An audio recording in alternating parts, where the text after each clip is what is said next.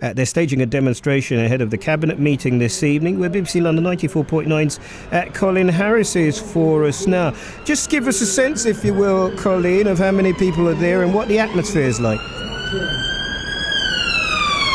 Good evening, Eddie. Yes, there's a couple of hundred people here at least outside the council offices in Wood Green, and police presence. They're here with their banners. There's unions here. We've got Unison.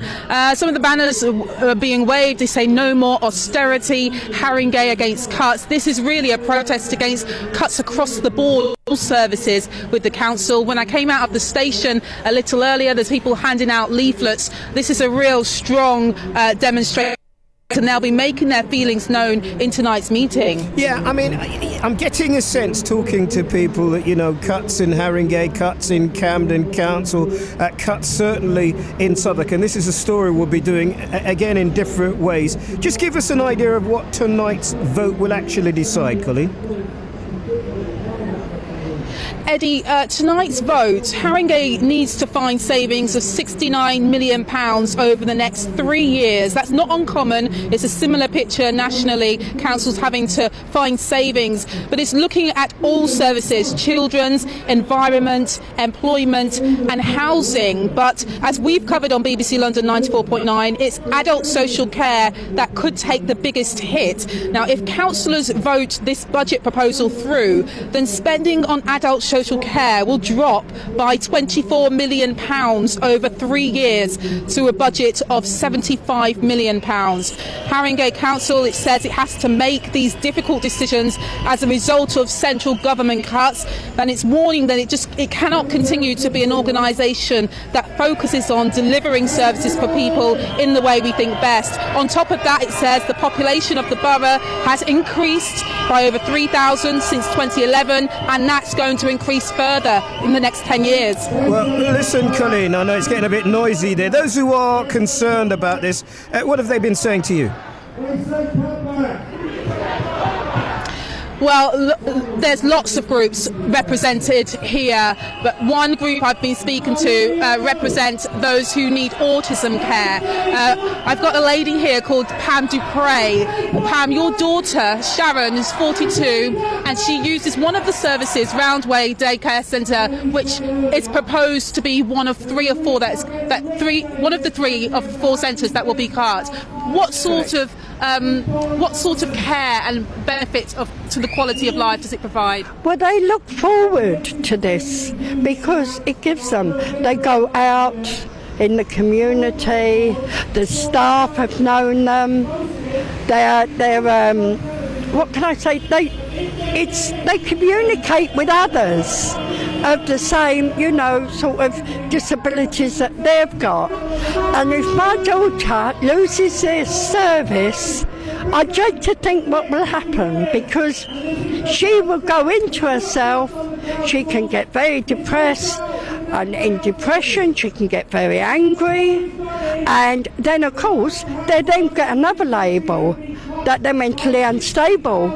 And this will happen if these services go, not only for my Sharon, and it'll affect me and others around her, and then God knows where she will end up, because they're going to throw them out into the street with strangers. That is what their intention, giving them people to care for them, that don't know them, that have got no idea how to look after them.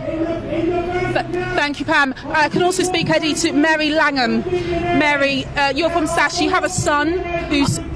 I have a son. My son is James, and he's got severe autism, learning disabilities and epilepsy, and he needs access to protected, safe environments where he can be stimulated and feel as though he's valued as a member of a community. And the closure of the day centres, particularly the day centre for people with complex needs, the autism specific day centre, which is the only autism service in Haringey, to close that means that people like my son will be just wandering the Who's from day centre closures elsewhere, that people just end up staying at home and becoming depressed and lonely, and in my son's case and many other people's cases will end up turning in on himself and he self-injures. Mary, very quickly, you gave a speech up there. What are you proposing the council does then?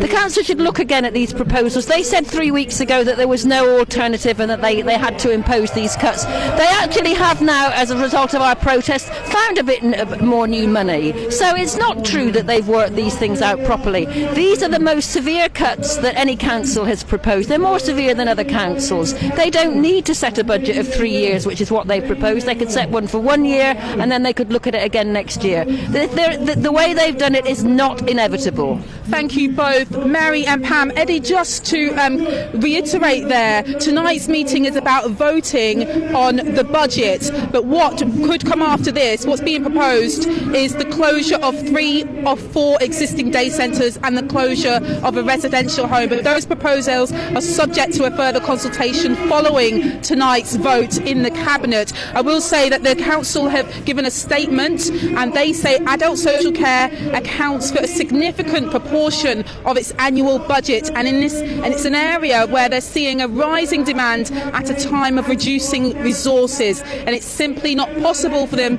to continue to provide all the services they currently do in the manner that they traditionally have. And that's the statement from the Council this evening. Thank you very much, Colleen. You know, the difficulty with this subject, and it is, as I say, a subject I imagine we'll be coming back to many times, is if there have to be cuts. Everything is sacred, isn't it? A really difficult one. Thanks so much, Colleen, for that. This is BBC London 94.9.